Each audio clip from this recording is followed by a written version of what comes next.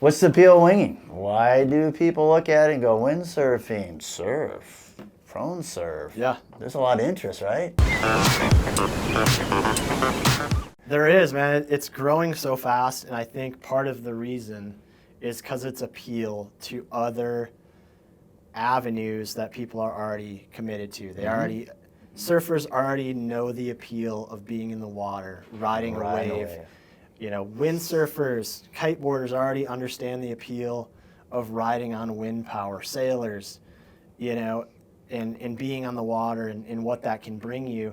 So I think there's a lot of momentum and a lot of commitment from people into the sport without even doing it, which is unique. I mean, I come from a background that's, you know, really varied: surfing, snowboarding, wakeboarding, skateboard, all the boardings, you know, and all that stuff.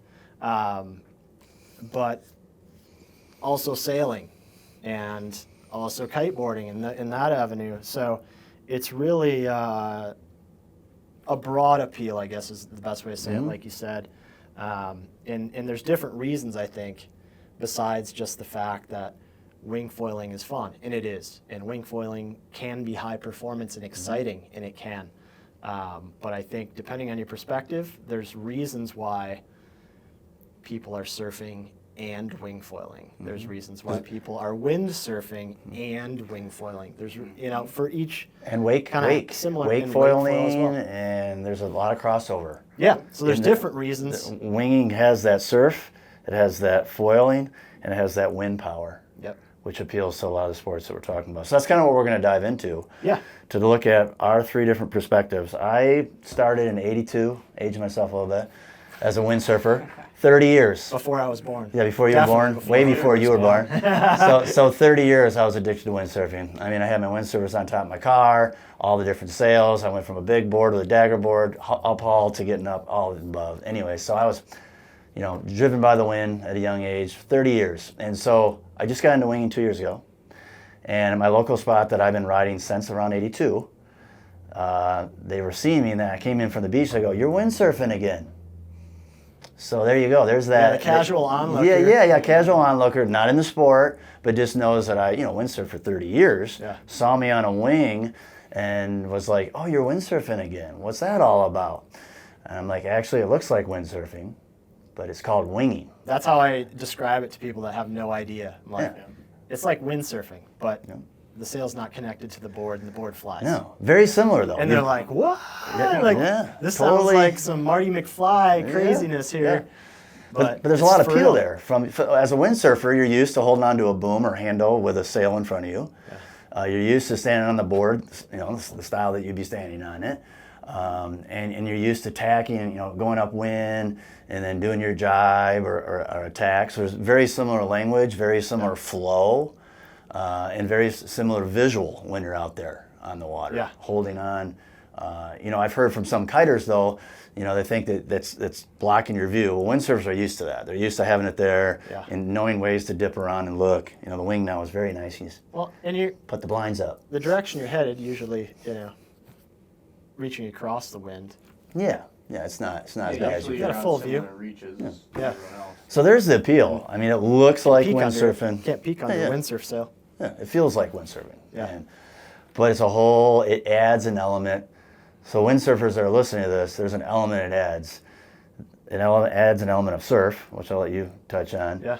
And an element of foiling, which I'll let Hooker touch on. But it pulls all that in with the elements of what it felt like to be a windsurfer ripping across the water. Yeah, rather than doing... Yeah. It's You're silent. doing... Silent.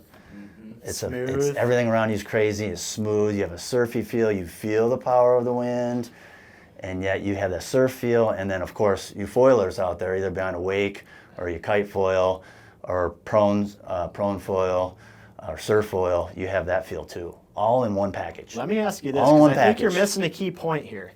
And this is what I hear from a lot of windsurfers. I have windsurfed, but I wouldn't consider myself a windsurfer. Good point. What has it done for your experience in terms of getting on the water and having fun on those days that aren't blowing 25? Well, you just hit it. I mean, unfortunately, I was a windsurfer that got in a high level of sport and needed a lot of wind to still have fun with it. Let's be straight up. I mean, the dagger board and your 10, 11-foot board it's great, Yeah, I'm unless not you have knocking 10 people friends to race. that's, we all have our levels of where we can engage based on the wind. But going back to your question, winging has opened up the whole wind window. I mean, from the low end to the higher end, Yep. literally the stoke can be real and pretty high, even at a high performance. You can do a lot of things at the low end that you couldn't do on the low end of a windsurfer. Yep. And obviously the high end has its high end appeal. But everything in between, I think that it's leveled the field. Yep. So from the beginner to the intermediate to the advanced, in any of those conditions, you can have fun. Yeah. Whereas before windsurfing, if you wanted to advance in it, you needed more wind, you need more charging conditions, Yeah. where you don't need that for wing foiling. And it's not if or either, you can do winging when it's under 25, and you can do windsurfing still when it's blown over 25. Mm-hmm. And especially if you're going under 25, you can really get away with one wing pretty well, maybe two if you really want to do light wind, super light wind as well. So that's what I'm hearing from a lot of people I speak with from the windsurfing background. They're looking to add to their light wind. Not that they can't go out on a one design board and ride in 8-9 knots, but it's not fun for them anymore. And they're looking for something that's faster to set up, easier to keep with them in their car, smaller, compact, and with a broader range. And that's really what winging does for those guys, I think, and that's the appeal for them. May I add, though, before I forget? And it adds to their skill set. Yep. Skill set, but then let's just be honest, as you age, you get a little older, a lot of the windsurfers are looking something maybe Who a little. are you talking to? I know, well, I'm not, I'm looking, I know those guys listen to me now that know what I'm talking about. As you get 35, older. feel like 50. You're in your 50s, feel like 35. Exactly, so. but as you get older windsurfing, there's a lot of friction, a lot of contact in the water, and you're bearing down, and it just physically can be, a demanding sport when you want to rip across the water. There's a lot of guys though that like to feel that still, and you feel that connection with your feet in the water and the board. But with winging, once you're on foil, you can do this sport later into your years and still do higher performing things, riding a wave, doing a high-speed jive. Pretty low impact. Low impact. Consequence. That's kind of what I'm trying to say. It's lower impact because you're riding a foil versus that whole board. So I think that's an appeal. Yeah, for definitely. windsurfers. And yeah, as you're aging and stuff too, it's like maybe you've done this for 20 years, so your body's built for it. It doesn't bother it necessarily as much anymore. But what happens when you get catapulted, when you're 60 years old? Sure. And what's that look like? And are you not riding as aggressively as you'd like to because of that in the back of your mind? I think Can hold you back. it's something new. It's something new to challenge you. Yeah. But also, it's so low impact. It's, I consider it very low consequence in terms of when things happen. It's pretty minimal. Why don't you hit the surf side of it? Yeah, so the surf side, I think there's a lot going on the surf side. It's really exciting to see lots of high-end pro-level surfers, ex-pros, people that are at the peak of their game surfing, complementing that with foiling. I mean, you got somebody like John Florence. You've got, a huge amount of the Hawaii crowd using foils for toe-ins and things like that. People like, Laird Hamilton using them for toe-ins and showing that capability. But also, we have a ton of surfers that are at those levels, where maybe they're an ex-pro or maybe they're just a really great surfer, and I've spoke with them a lot. And what that end of things gives them is the ability to go out on an everyday kind of a session and progress and push their ability and their limits in those days. Because again, like windsurfing, if you're in Southern California, realistically, how many days do you get where you can progress to a point, at an advanced level? You need a certain kind of wave. It's uber crowded. You go out for an hour, you're lucky to catch a few waves. And that's great. It's still an amazing sport, but there's other avenues to get that fix, in performance, in progression. In less ideal conditions. In less ideal conditions. And it's just another toolkit or another tool in your tool case to go out there and make the most of the day. And that's what it's all about. There's so many riders now, I think, that aren't just riding a 6.0 shortboard or a 5.8 shortboard no matter what. I longboard on these days. I ride my fun shape on those days. I ride my shortboard in those days. I ride my gun when it, when it really calls for that. But the foil is just another quiver, tool case. When it's windy, usually the waves kind of suck. You can get out there and catch every wave you want. You can go out there and rip high speed and do high performance kind of turns and maneuvers and get that feeling on a day that's much smaller and less demanding. And you don't need to fly across the world to do it. A lot of our backyard conditions are pretty amazing. And yeah, it's really neat to see such a long-standing tradition centric sport. There's a lot of upside. This is what surfing is, and a lot of history to that. So anyway, yeah, it's really exciting to see the surfing community group that in, as part of the sport, and have so much interest from that crowd that's usually, maybe got the blinders on a bit more towards, other sports and wind sports. So it's been, really cool to see that performance come, and I think there's a lot of appeal from surfers, progressing to prone foiling, and also, to wing foiling and downwinding, sort of by association, because when it's windy, you can go catch more waves and have more fun with the wing. Yeah. And it's really windy and wavy, you can go rip a downwind run with a paddle or prone, or just downwind with a wing if you need a little extra security and boost to get you into them. And I've never had surfers ask me about kiting much, but when I started wing foiling, I actually had surfers come up and talk to me like, now that looks like something that would appeal to the feel I want to feel in the water, to ride that wave, and the toe side, heel side turn, and that power of the wave. It's got all the freedom of surfing, versus but a the lot wind. more, They like the wave power versus the pull. So you have that with that. So I know we don't want our local breaks to be overcrowded. There's plenty of space, I know, around here for us to all play together and separate it. But I just wanted to make that point that I've had surfers come up to me and ask me about the sport. Yeah, and you know what? It's great for surfers too that aren't winging, because it's pulling people out of your everyday lineup. Yeah. When you normally have another 10 guys sitting there with you, having to share waves, they're out 100 yards past you riding offshore waves, or they're at a completely different break. No winger wants to go ride in any kind of crowd.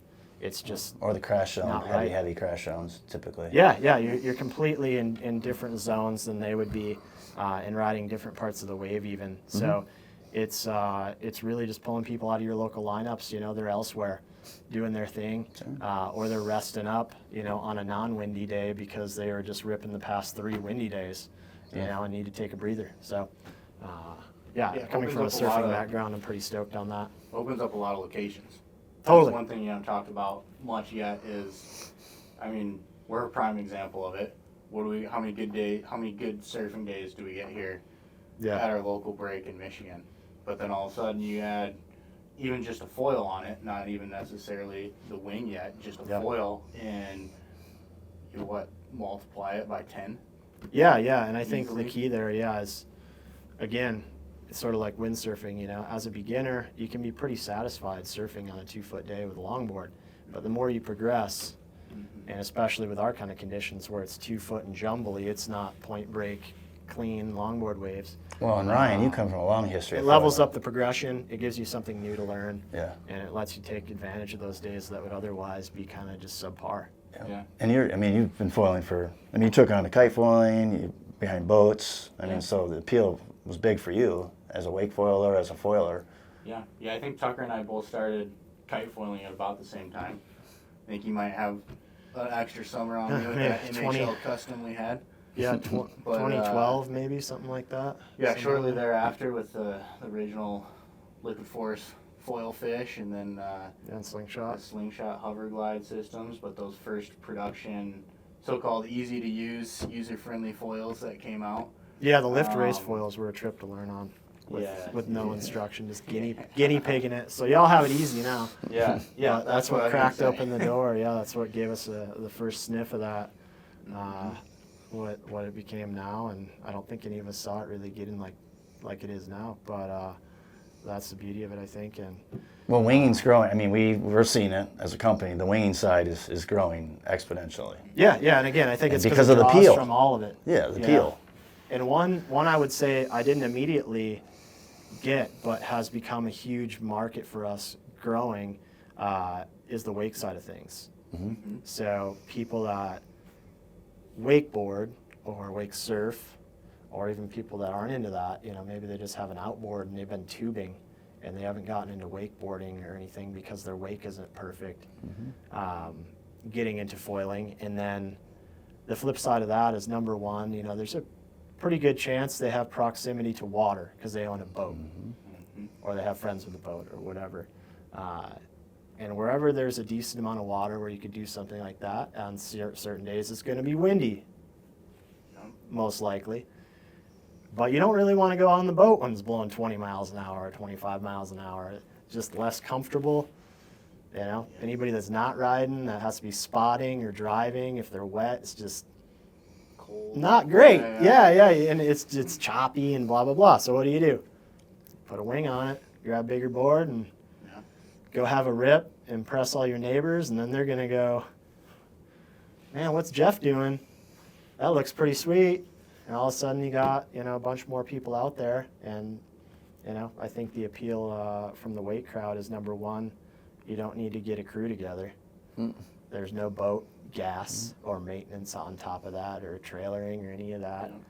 And, it's on the days you'd otherwise be sitting at home, or, I don't know, whatever people do when they're not boating, drink. But,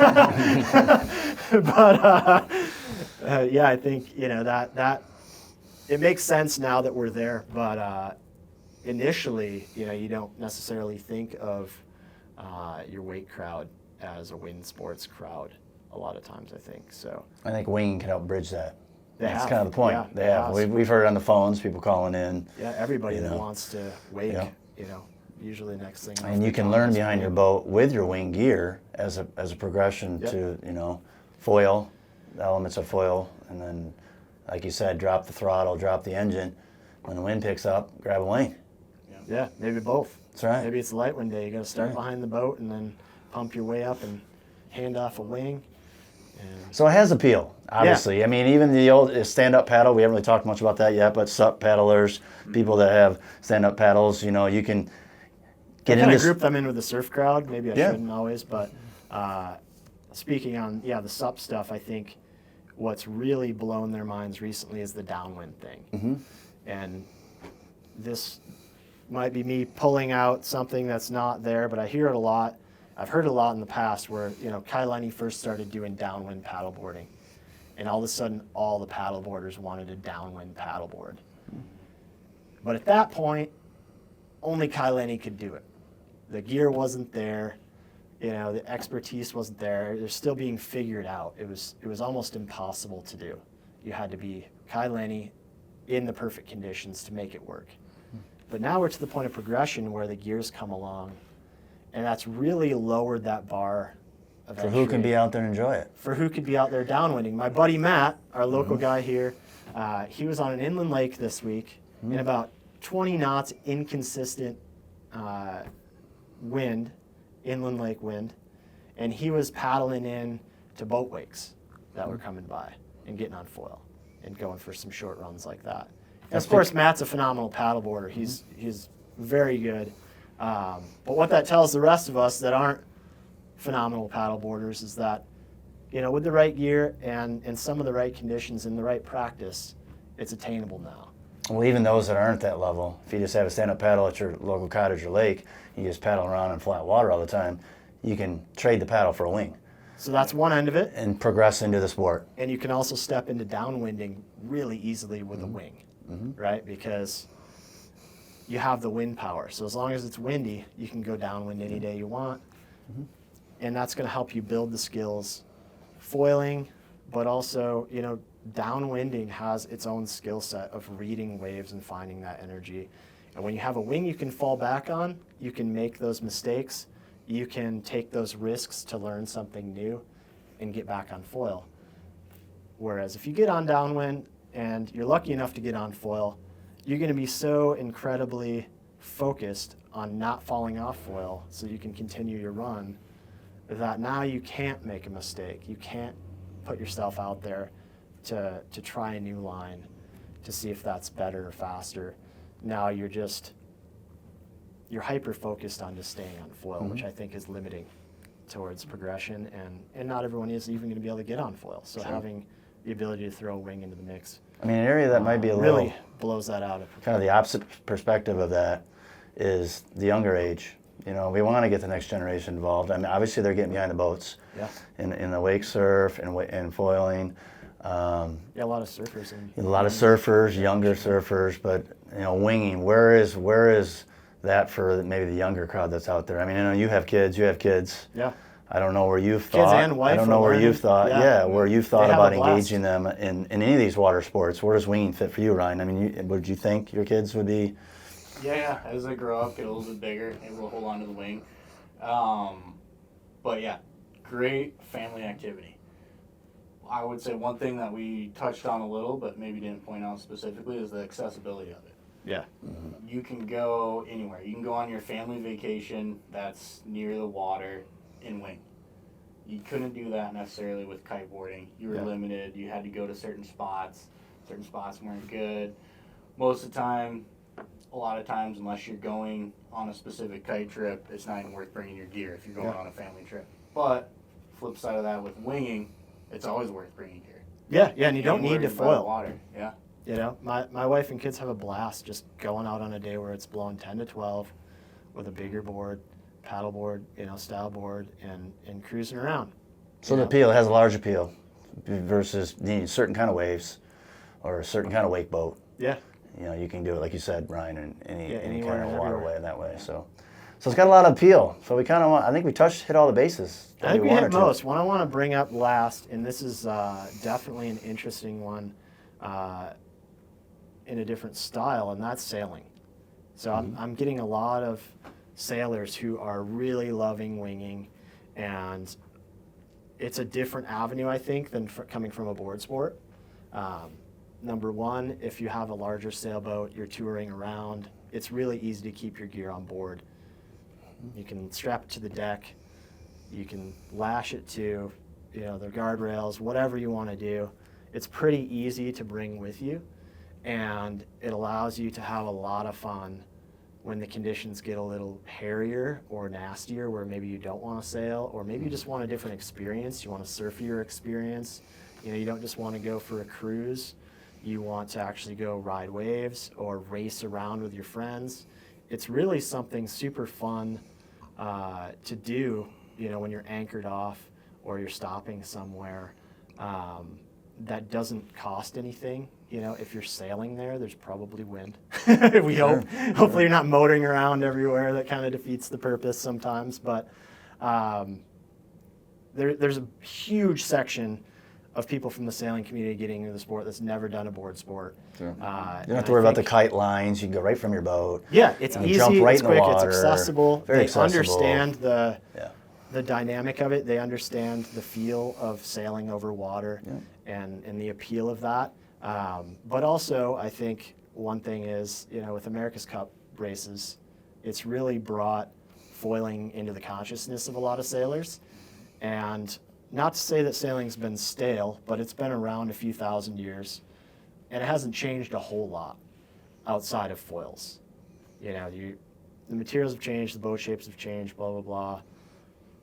Until the foils came into the game, it's more or less been similar, if we can agree on that, and every sailor that I know wants to foil at some point, whether that's a sailboat or whatever, and I think wing foiling is the most accessible, affordable, and just useful tool to do that. For a wide audience. Yeah, for a wide audience. You can even look at a lot of the America's Cup racers, people that participate in those, in their downtime, they're wing foiling. It's got that appeal. It gives you that feeling. It gives you that performance that sailors, just can't get from a sailboat without going to a foiling sailboat. And then you're talking about all kinds of money and setup and crew, and it's just not realistic for most people, or even yacht clubs, to own, a couple of foiling sailboats. So there's some real appeal there, and it's really interesting to see how some of those yacht clubs have parlayed that into race series for wing foiling. It almost reminds me a little bit of like the windsurfing back in the day, the one design races at yacht clubs and things like that. especially in some of the key markets, in Florida, Northern California, and also in the Olympics. This is a legitimate sailing category as well. So there's some really interesting things going on there, and I think coming off of what we had talked about with families and youth programs, that could be an interesting avenue for the sport at some point, and it's really already emerging there. So. Well, it's about getting people on the water. Yeah, that's what we're we trying want to do to at the end of the day. That's what we're trying to do. We're trying to share the stoke, Have get fun. people excited. I know we got windsurfers, sailors, wakers, sup foilers, all the above that are probably clued into this little chat we're having here. Anybody that rides a board or uses right. the wind for some kind of On the propulsion. water, winging kind of pulls in a lot of those elements. I think we covered that quite well. So, hey, if you have any other questions about any of the sport of winging, we're here to help. Myself, Jeff here. Ryan. And Tucker. We'll catch you next time. Right on. He had too many last night.